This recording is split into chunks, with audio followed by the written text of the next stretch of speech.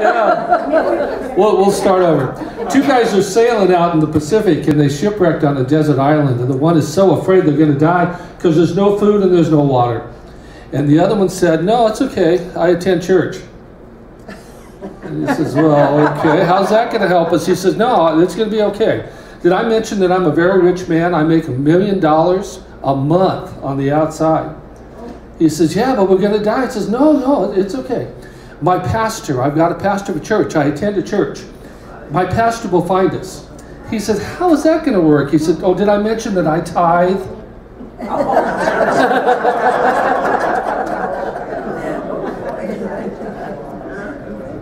Well, my name is Jim Hagen. I pastor Coeur d'Alene Open Bible, and I'm sitting in one of my favorite places in the world, Coeur d'Alene Homes.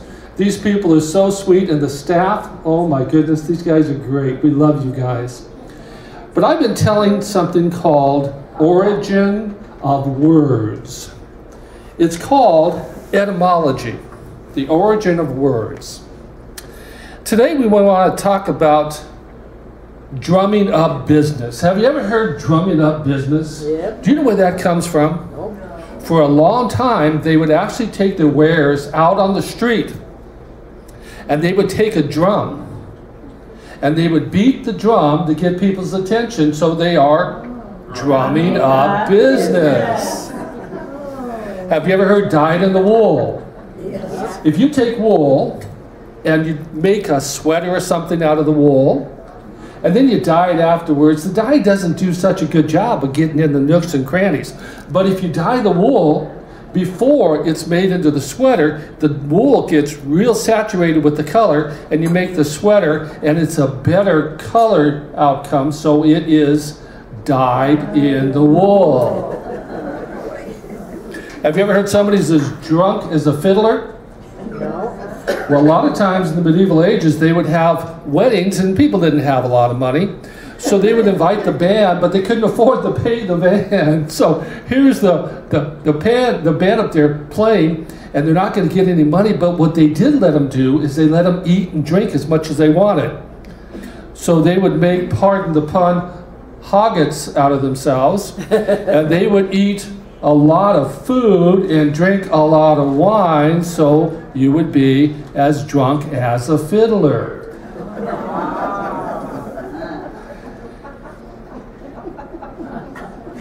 If you have a circle and the center is right on, to be outside the circle, sometimes we're going to put the word X in front of it, so it becomes not quite right on, just a little bit off, becomes eccentric. Have you ever wondered why they have wingback chairs? Bet you some of you folks have wingback chairs even now. A wingback chair has these wings on the side. Let me tell you why they were invented. When you live in a place that's cold and the only heat you have is a fireplace, you take the chair and put it in front of the fireplace, and the wingback chair keeps the heat in. Makes sense. Keeps it from going past the chair.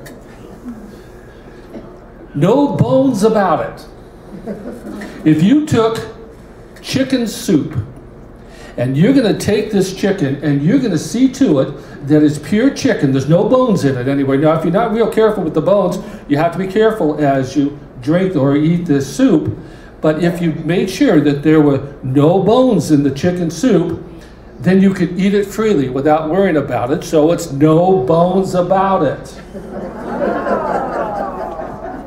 This last one is about my favorite. In the medieval ages, no, let's go way back before then. Time, it's first and second century, the Christians are being persecuted for being Christians.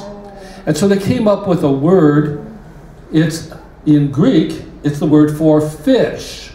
The word is ichthus, 5 letters. And it stands for this: Jesus Christ, God's Son, Savior. Ichthus. So they would have this symbol of a fish, and they'd be talking to somebody, and you know, they're not quite sure, is this guy a Christian or not? So they would take their foot, and they would make a half circle. Just nonchalantly make a half circle. And if the other guy knew the high sign, he would take his foot And from the other side, he would make a half circle overlapping the first one, which made the form of a fish. And that's why they use the fish symbol, as well as the fact that Jesus said to Peter, I'm going to make you fishers of men.